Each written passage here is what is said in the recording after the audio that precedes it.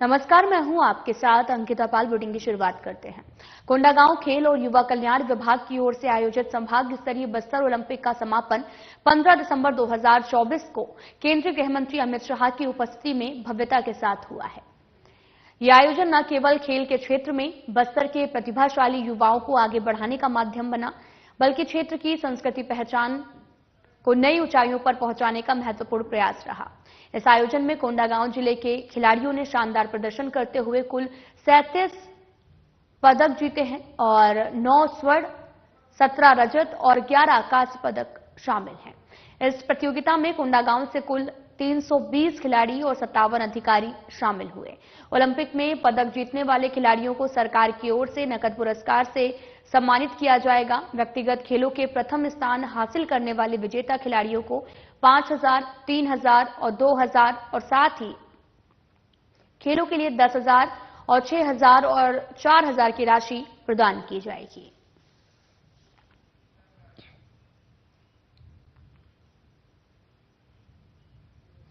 केंद्रीय गृह मंत्री अमित शाह ने बस्तर जिले के जगदलपुर में आयोजित बस्तर ओलंपिक के समापन समारोह को संबोधित करते हुए कहा कि बस्तर ओलंपिक आने वाले दिनों में बस्तर के विकास की यशोगाथा बनेगा और शांति, सुरक्षा, विकास और नई उम्मीद की नींव डालने का काम करेगा। उन्होंने कहा कि हम देश से नक्सलवाद को पूर्ण रूप से 31 मार्च 2026 तक समाप्त करेंगे।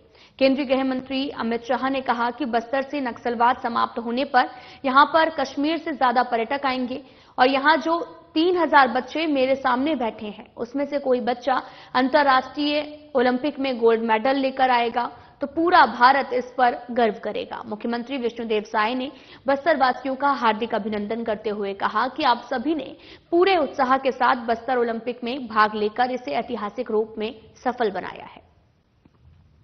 इस आयोजन में 1,65,000 से भी अधिक प्रतिभागियों ने हिस्सा लिया है और इतनी बड़ी संख्या में खिलाड़ियों के लिए प्रबंधन करना एक चुनौती थी। बस्तर संभाग के 7 जिलों की पूरी टीम ने इसे बखूबी पूरा किया। इसके लिए मैं उन्हें बधाई देता हूं।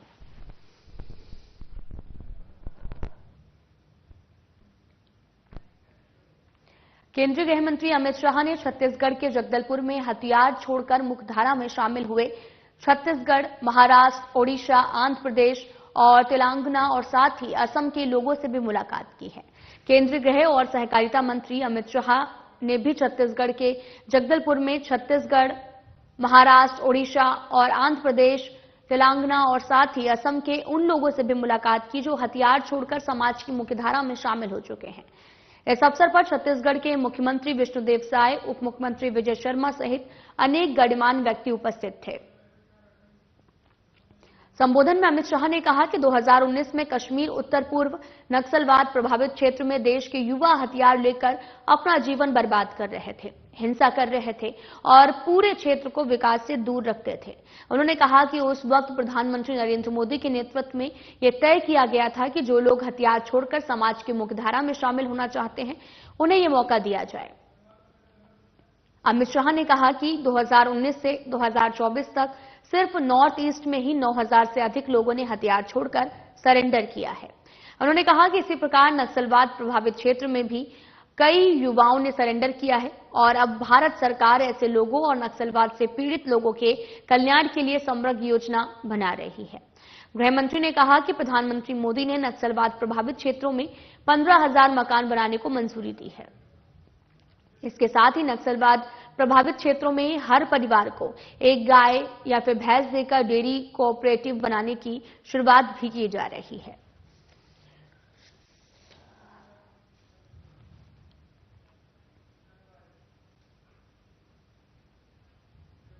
केंद्रीय गृह मंत्री अमित शाह ने अपने बस्तर प्रवास के दूसरे दिन जगदलपुर स्थित अमर शहीद वाटिका पहुंचकर अमर जवानों को श्रद्धांजलि दी है। उन्होंने अमर जवान स्तंभ में पुष्प चक्र अर्पित कर नक्सल अभियान के दौरान शहीद जवानों की शहादत को नमन किया है। इस दौरान मुख्यमंत्री विष्णुदेव साय और उप मुख्यमंत्री विजय शर्मा भी मौजूद रहे। इस मौके पर केंद्रीय गृह मंत्री शाह ने अमर वाटिका परिसर में शहीदों के नाम के शिलापट का अवलोकन कर उन्हें श्रद्धासुमन अर्पित किया है। केंद्रीय गृह मंत्री शाह ने एक पेड़ शहीदों के नाम अभियान के अंतर्गत वृक्षारोपण किया। उन्होंने परिसर में रुद्राक्ष का पौधा रोपा।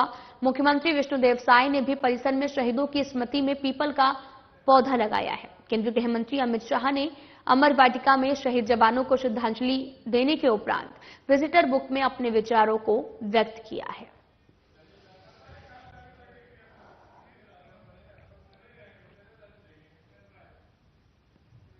मुख्यमंत्री विष्णुदेव साय ने केंद्रीय गृह मंत्री अमित शाह को स्मृति चिन्ह भेंट किया है। मुख्यमंत्री विष्णुदेव साय और गृह मंत्री विजय शर्मा ने सर्किट हाउस जगदलपुर में केंद्रीय गृह मंत्री अमित शाह को स्मृति चिन्ह के रूप में धनुष बाण को भेंट किया है।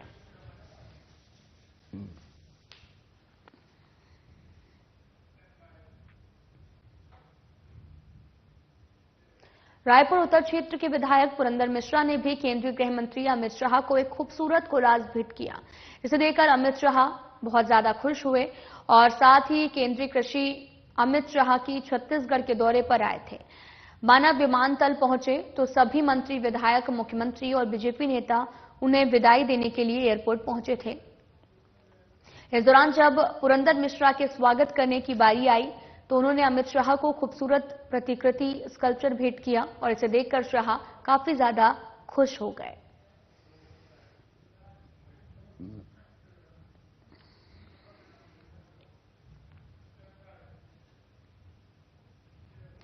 केंद्रीय गृह और सहकारिता मंत्री अमित शाह ने छत्तीसगढ़ के रायपुर में वामपंथी उग्रवादी की स्थिति की समीक्षा बैठक की अध्यक्षता की है। बैठक में छत्तीसगढ़ के मुख्यमंत्री विष्णुदेव साय, उप मुख्यमंत्री विजय शर्मा, केंद्रीय गृह सचिव गोविंद मोहन और साथ ही छत्तीसगढ़ के मुख्य सचिव अमिताभ जैन, पुलिस महानिदेशक अशोक जुनेजा और केंद्रीय सशस्त्र पुलिस बलों के महानिदेशक उपस्थित रहे हैं। समीक्षा बैठक के दौरान केंद्रीय गृह मंत्री ने सभी बलों और एजेंसियों को मार्च 2026 तक वामपंथी उग्रवाद को पूर्णतया समाप्त करने के लक्ष्य की प्राप्ति की दिशा में संयुक्त प्रयास करने के लिए कहा है। बैठक के बाद अपने समापन संबोधन में केंद्रीय गृह और सहकारिता मंत्री ने कहा कि मार्च 2026 से पहले नक्सलवाद को खत्म करने की दिशा में अभी हमें काफी काम करना बाकी है। इसमें एनआईए की बहुत प्रमुख भूमिका रहेगी। उन्होंने कहा कि सीआरपीएफ, आईटीबीपी, बीएसएफ और छत्तीसगढ़ पुलिस और डीआरजी मिलकर एक साल में बहुत बड़े लक्ष्य की ओर बढ़े हैं। निश्चित रूप से मार्च 2026 से पहले ही हम नक्सलवाद को समाप्त कर देंगे।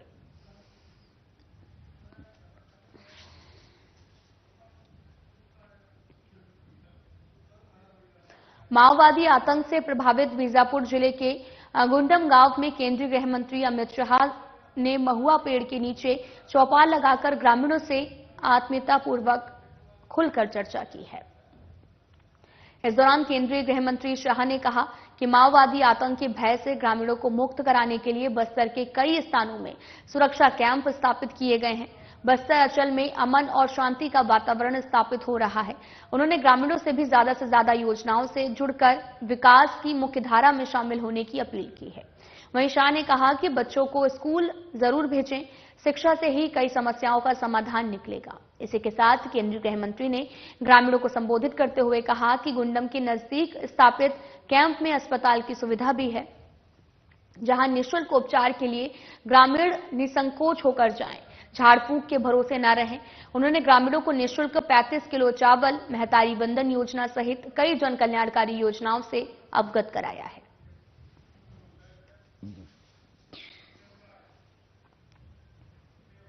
केंद्रीय गृह मंत्री अमित शाह नक्सल गतिविधियों पर अंकुश लगाने के अपने मिशन के तहत बीजापुर के सुदूर और माओवाद प्रभावित क्षेत्र गुंडम में तैनात सुरक्षा बल के जवानों के बीच पहुंचे हैं।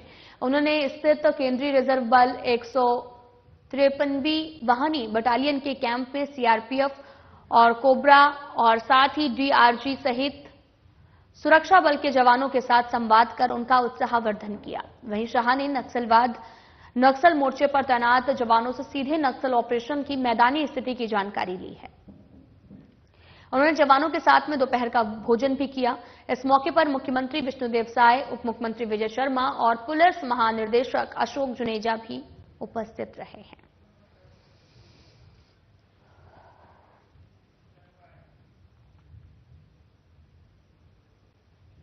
छत्तीसगढ़ विधानसभा के शीतकालीन सत्र में सदस्यों द्वारा ध्यान आकर्षण में जल जीवन मिशन से जुड़े सवालों को लेकर उप मुख्यमंत्री अरुण साव ने बयान दिया है और उप मुख्यमंत्री अरुण साव ने कहा कि भारत सरकार ने छत्तीसगढ़ में जल जीवन मिशन 15 अगस्त 2019 से प्रारंभ किया और राज्य की तत्कालीन कांग्रेस सरकार ने जल जीवन मिशन के कार्यों को लेकर पहले अलग पद्धति बनाई है, फिर उस नियम को बदल भी दिया है और इन सब कारण से ये योजना 2 साल विलंब से मार्च 2021 से शुरू हो पाई है।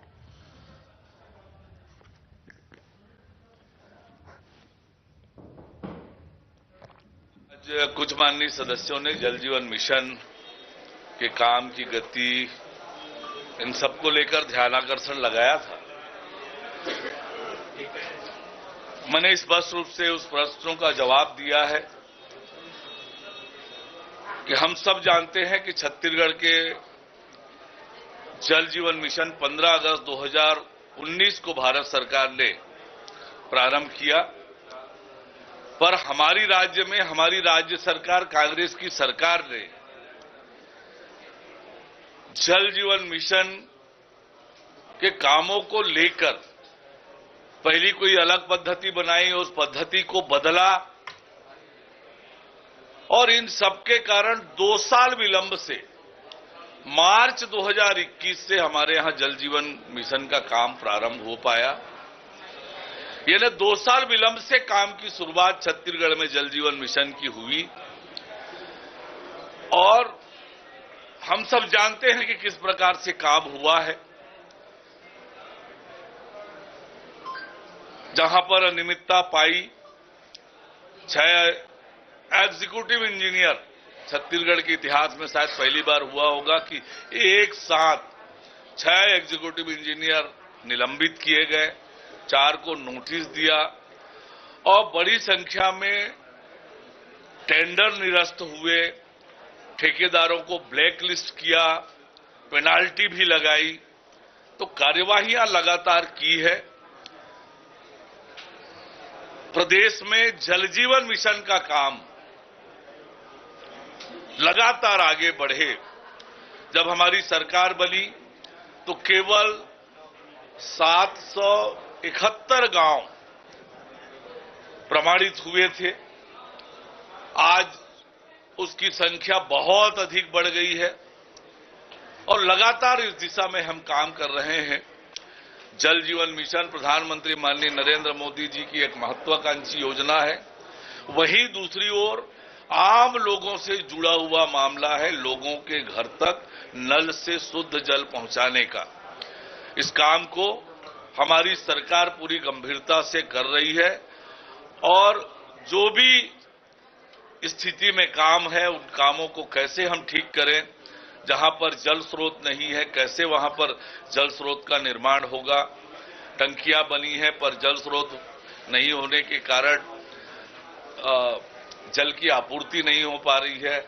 तो ऐसे हम काम कर रहे हैं कि जहां सोर्स नहीं है सोर्स की व्यवस्था हो जाए, कैसे व्यवस्था होगी उसको लेकर काम कर रहे हैं।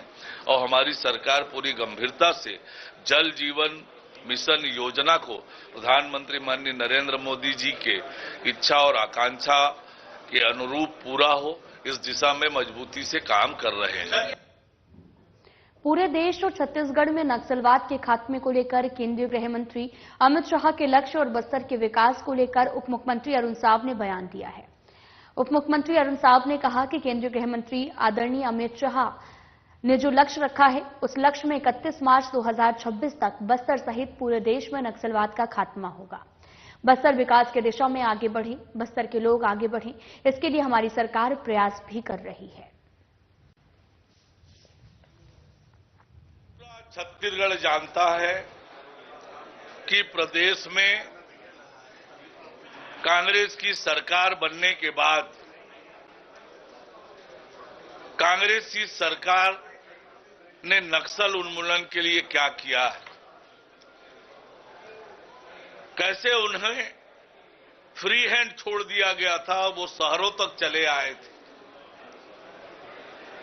और आज पिछले 1 साल में जितनी कार्यवाहियां नक्सल उन्मूलन के क्षेत्र में हुई है, तो जो लक्ष्य रखा है माननीय गृह मंत्री अमित शाह जी ने 31 मार्च 2026 तक निश्चित रूप से न केवल बस्तर से पूरे देश से नक्सलवाद का खात्मा होकर रहेगा। बस्तर जो हमारे छत्तीसगढ़ के लिए हमारा गौरव है, बस्तर विकास की दिशा में बढ़े, बस्तर के लोग आगे बढ़े, ये हमारी सरकार की चिंता है, प्रयास है। और इसलिए बस्तर में हमने न केवल नक्सल उन्मूलन के फील्ड पर सुरक्षा बलों को लगाया है, वरन नियत नेल्ला नार जैसी योजना लाकर वहां पर सरकार की योजनाओं को पहुंचा रहे हैं, वहां पर विकास की किरण पहुंचा रहे हैं। वहीं तीसरी ओर बस्तर ओलंपिक जैसे आयोजन करके बस्तर के नौजवानों को आगे बढ़ने का अवसर प्रदान कर रहे हैं।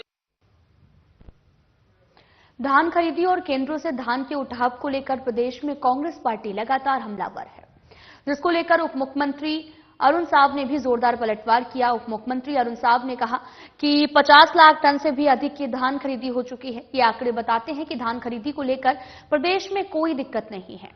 सरकार केंद्रों से धान उठाव की व्यवस्था कर रही है और कुछ दिनों में व्यवस्था सुचारू रूप से संचालित होने लगेगी। किसानों को किसी प्रकार की दिक्कत भी नहीं हो रही है।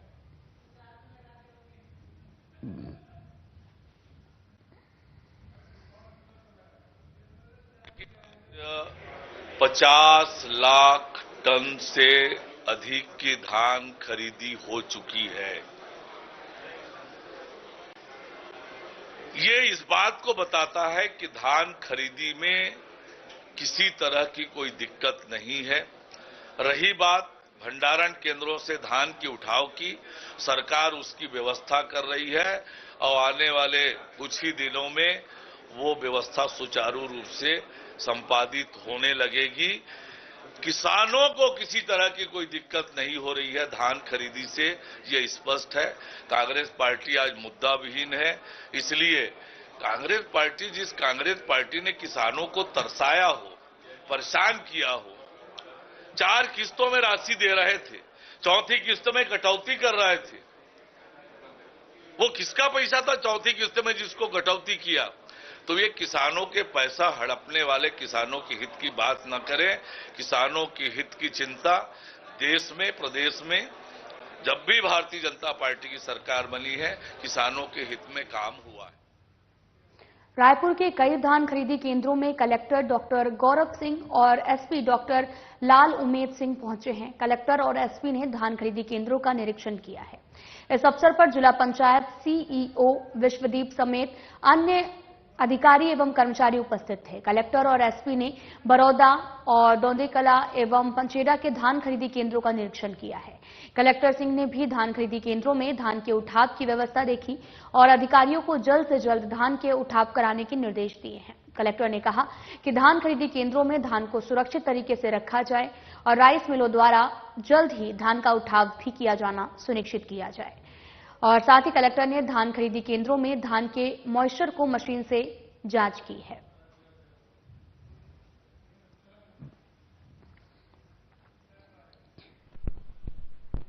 कांग्रेस को ईवीएम के बारे में बात करना बंद कर देना चाहिए, नहीं तो देश की जनता उन्हें सबक सिखाएगी।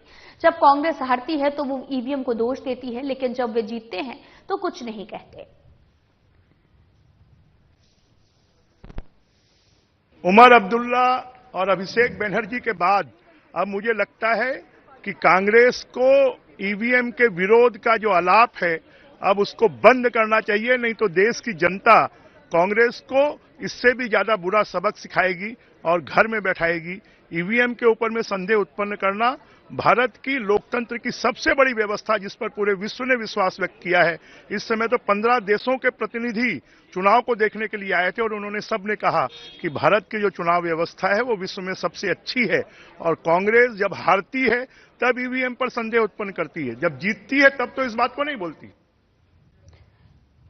इंडियन वाटर वर्कर्स एसोसिएशन ने रायपुर में होने वाले अपने 97वें राष्ट्रीय सम्मेलन के शुभारंभ कार्यक्रम की अध्यक्षता के लिए उप मुख्यमंत्री और साथ ही लोक स्वास्थ्य यांत्रिकी मंत्री अरुण साव को भी आमंत्रित किया है। लोक स्वास्थ्य यांत्रिकी विभाग के अधिकारियों एवं एसोसिएशन के सदस्यों ने उप मुख्यमंत्री साव से मुलाकात करके इसके लिए आमंत्रण दिया है। मंत्री साव ने अधिकारियों के आमंत्रण को स्वीकार करते हुए शुभारंभ सत्र की अध्यक्षता की सहमति दी है। लोक स्वास्थ्य यांत्रिकी विभाग के प्रमुख अभियंता डॉक्टर ML अग्रवाल और मुख्य अभियंता राजेश गुप्ता सहित विभागीय अभियंताओं की टीम ने उप मुख्यमंत्री से मिलकर आयोजन की अध्यक्षता का आमंत्रण भी दिया है। रायपुर नगर निगम के मोर रायपुर विकसित रायपुर नामक कॉफी टेबल बुक का विमोचन उप मुख्यमंत्री अरुण साव ने किया है। इस पुस्तक में रायपुर नगर निगम की ओर से पिछले 1 सालों में किए गए महत्वपूर्ण कार्यों और विकासात्मक पहलों का संकलन किया गया है, जो शहर को एक स्मार्ट, स्वच्छ और विकसित नगर बनाने की दिशा में महत्वपूर्ण साबित हो रहे हैं। इस कार्यक्रम के विभाग के विशिष्ट सचिव रामजीएस इक्का, मुख्य कार्यपालन अधिकारी शशांक पांडे, अतिरिक्त निदेशक पुलक भट्टाचार्य और स्मार्ट सिटी के मुख्य परिचालन अधिकारी उज्जवल पोदवाल और मुख्यमंत्री के विशेष कार्य व्यवस्था अधिकारी विपुल गुप्ता, निजी सहायक गगन वासन और निगम के सहायक अभियंता सोहन गुप्ता भी उपस्थित रहे हैं।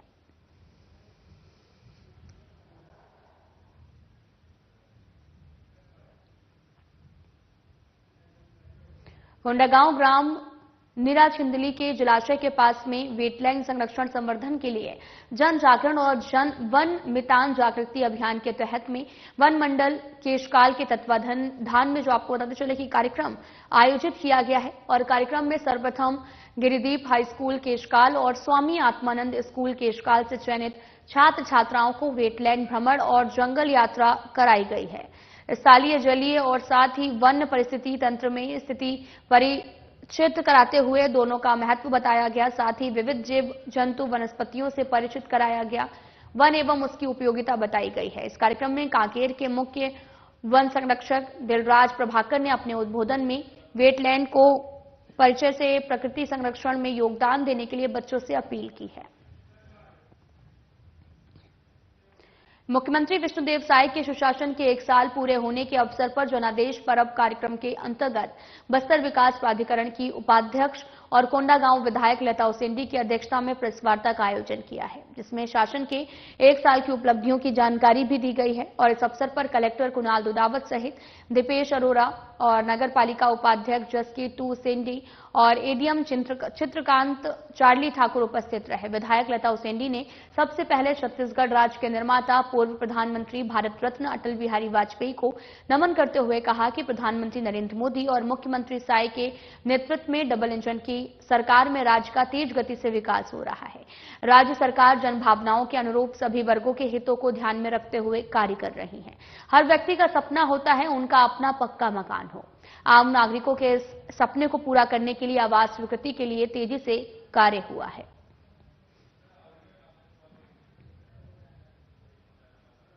रायपुर में पुलिस की ओर से अवैध गांजा बिक्री करने वालों पर लगातार कार्रवाई की जा रही है।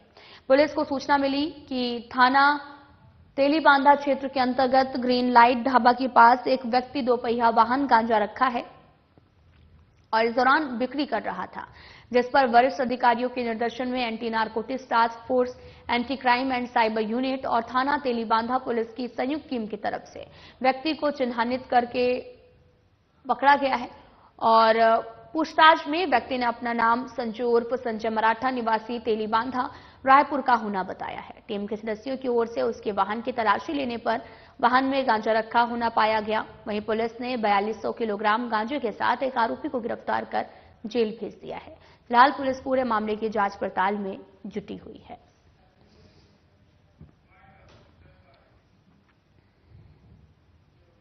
फिलहाल बुलेटिन में इतना ही। नमस्कार।